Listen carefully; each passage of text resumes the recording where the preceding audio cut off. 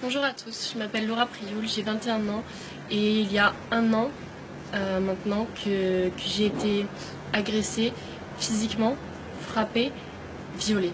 Ça fait un an que je me cache des médias, un an que je me cache de tout le monde, mais que tout le monde parle de moi.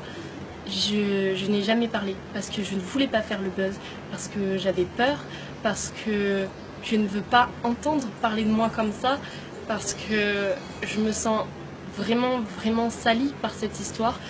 Tout le monde est au courant, tous mes amis, toute ma famille, tout le monde sait ce qui s'est passé pour moi. Et c'est vraiment très dur à accepter. Donc maintenant, je vais être cash et je vais vous dire ce qui s'est passé sans vraiment rentrer dans les détails. J'étais en boîte de nuit sur Paris. Il se trouve que mon agresseur était aussi là. On a passé une super soirée, vraiment très gentil, à m'inviter à sa table, à boire un verre, etc. Je ne buvais que de l'eau. Lui, il buvait de l'alcool, beaucoup d'alcool. Donc par la suite, il me propose d'aller dans une deuxième boîte de nuit. Je me soucie du fait de comment je vais rentrer chez moi. Il me dit qu'il a des chauffeurs privés, qu'il me fera ramener, etc. Donc très bien. On part pour cette deuxième boîte de nuit. Au final, une voiture se gare à côté de nous, des paroles sont échangées en arabe, je n'y comprends strictement rien du tout. Je demande à mon agresseur ce qui se passe et il m'explique qu'on va finir en fait la soirée dans un hôtel, dans l'hôtel de son ami, parce que la boîte de nuit n'est pas très bien. Soit. Étant déjà dans le taxi, envie de continuer à m'amuser avec cette personne, envie de découvrir vraiment qui c'est, etc.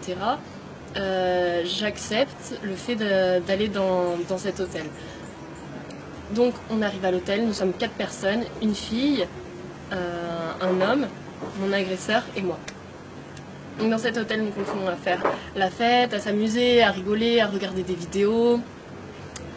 On a dû quitter la chambre d'hôtel en fait parce qu'on faisait du bruit et il nous a dit oui, dans ma chambre d'hôtel on peut y aller, on peut faire du bruit, j'ai tout l'étage, personne ne nous entendra, alors on peut continuer là-bas.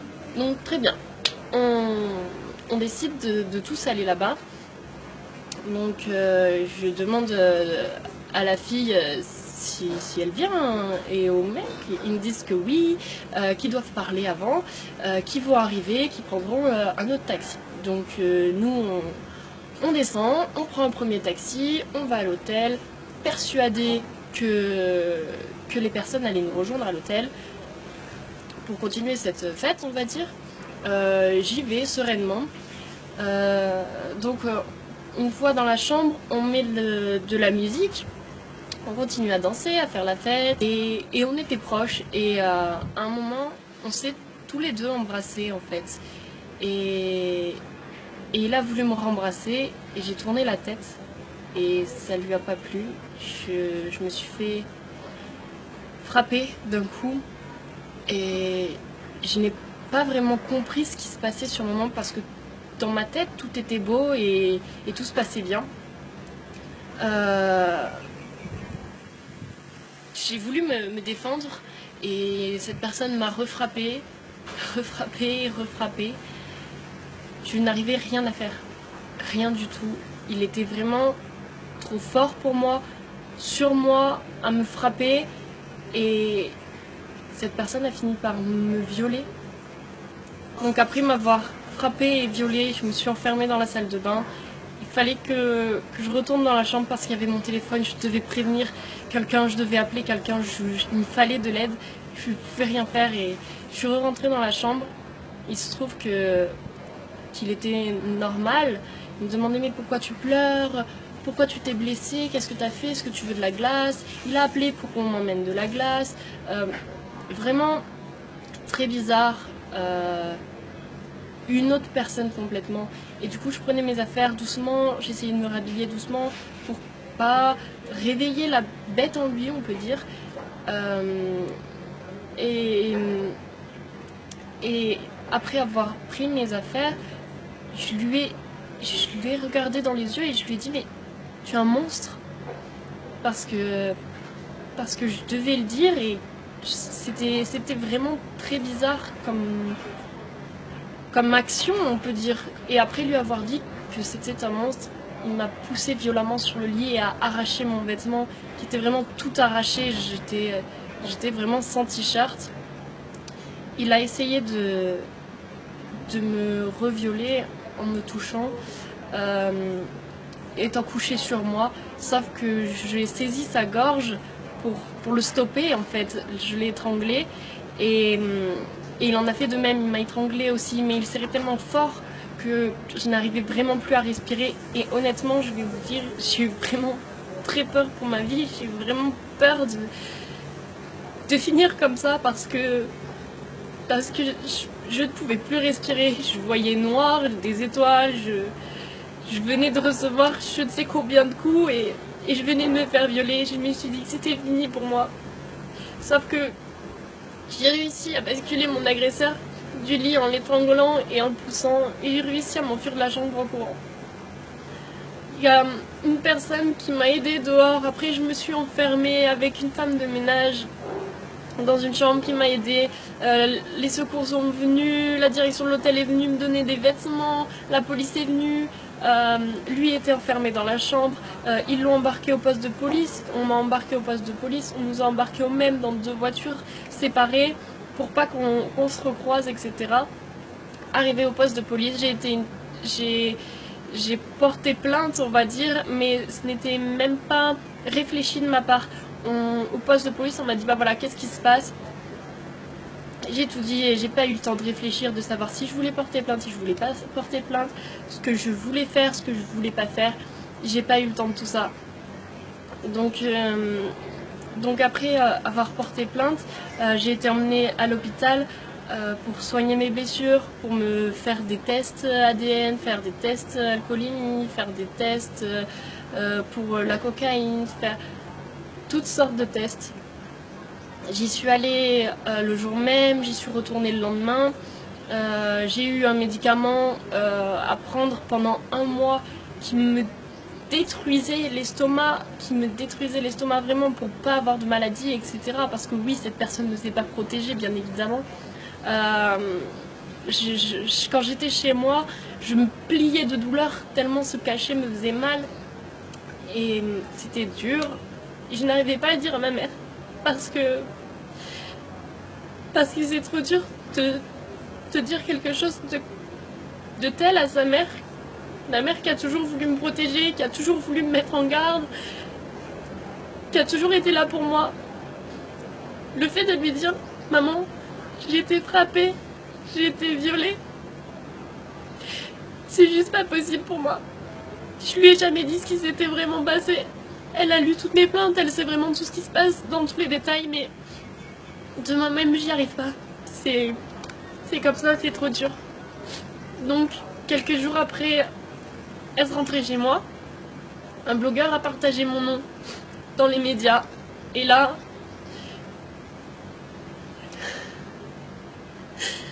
j'ai toute ma vie, on peut dire, qui s'est écroulée ce jour-là. Parce que on a commencé à m'insulter. On a commencé à me traiter de tous les noms. On a commencé à me menacer de mort. On a commencé à me menacer de tout ce que vous voulez. On a commencé à me dire vraiment des choses qui blessent. On a commencé à contacter mes grands-parents, à contacter ma mère, à contacter mes amis, savoir qui j'étais, à me contacter, à m'insulter, à me rabaisser, à m'inventer des histoires, à faire énormément de choses comme ça. J'ai eu tellement de menaces, j'ai vu tellement de commentaires sur moi. Je ne voyais aucun commentaire positif me concernant. Énormément de gens parlaient, énormément de gens m'insultaient, mais personne ne me soutenait, à part ma famille et mes amis. Sur internet, je voyais que du noir. Les gens ont commencé à m'appeler, oui, j'ai vu qu'il s'était passé ça, qu'est-ce qui se passe, etc. Je me suis coupée de tout le monde parce que j'y arrivais pas, c'était trop dur que les gens puissent savoir ça sur moi. J'ai changé de numéro de téléphone, j'ai supprimé tous mes réseaux sociaux. Je me suis coupée vraiment de tout le monde, je n'avais même pas le droit d'habiter chez ma mère pour ma sécurité. Donc c'était encore plus dur parce que j'avais vraiment besoin d'elle. Elle était là bien sûr, mais j'avais pas le droit d'habiter avec elle. C'était horrible pour moi. C'est comme ça. Dans les médias, j'ai pu voir que j'avais refusé la confrontation, alors que non. La police m'a bien expliqué que je pouvais faire la confrontation maintenant devant eux, ou que je pouvais la faire plus tard devant le juge, avec un avocat, après avoir réfléchi, etc. Sachant que je venais de me faire agresser par cette personne, la dernière chose dont j'avais envie, c'était de le recroiser, de le voir ou de l'entendre même, ou quoi que ce soit. Donc j'ai dit que j'étais pas prête et que je voudrais le faire plus tard. Donc voilà, donc je n'ai jamais refusé de confrontation, je l'ai fait plus tard.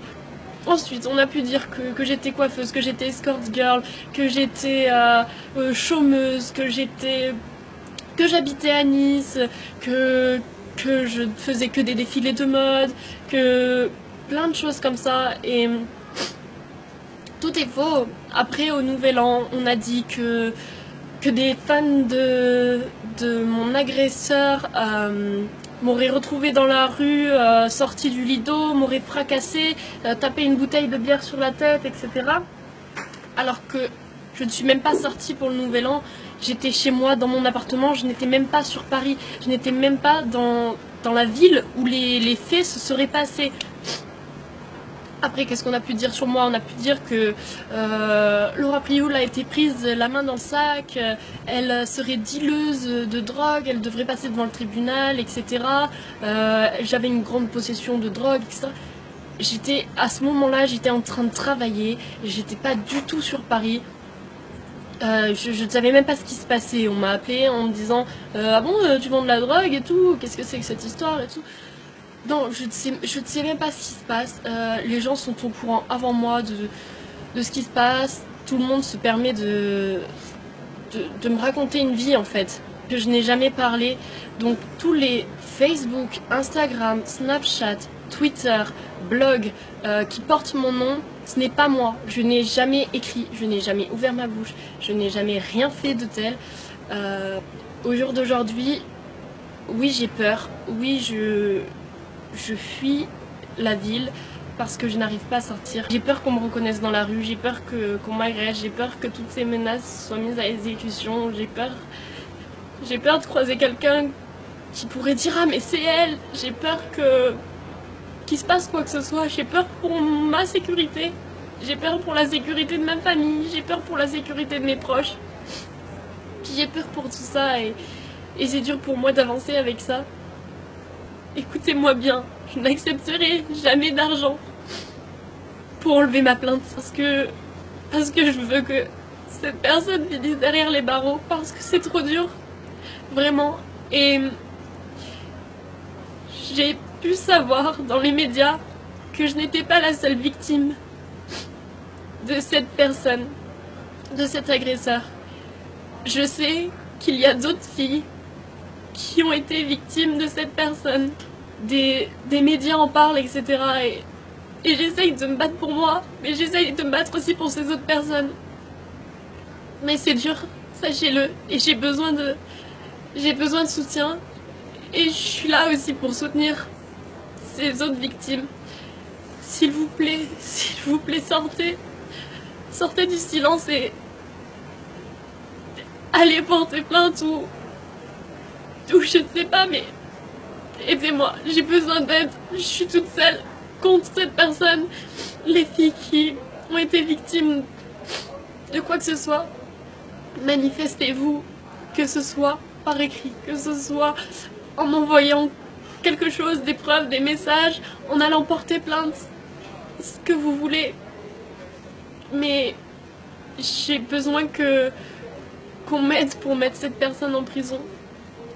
Sachez que je n'ai pas eu de chance parce que mon nom a été cité par un blogueur dans la presse. Parce que j'étais avec une connaissance de ce blogueur dans la soirée. Donc de suite, ça a fait un scandale autour de mon nom.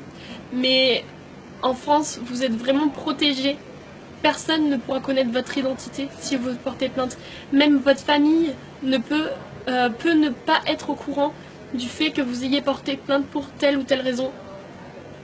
Rien ne sera médiatisé, vous n'aurez pas de menaces, vous n'aurez pas de journaux sur le dos, vous n'aurez pas tout ça, vous serez vraiment protégés. J'ai juste besoin de vous, j'ai besoin qu'on se réunisse tous ensemble et qu'on le mette derrière les barreaux parce qu'ils le méritent. C'est tout. C'est tout ce que j'avais à dire. L'adresse que je vais vous écrire, c'est la mienne. C'est la seule sur laquelle vous devez écrire. Voilà, maintenant, j'ai dit ce que j'avais à dire et au fond de moi, je me sens plus soulagée. Les gens ne vont pas avoir qu'une seule version des choses. Voilà.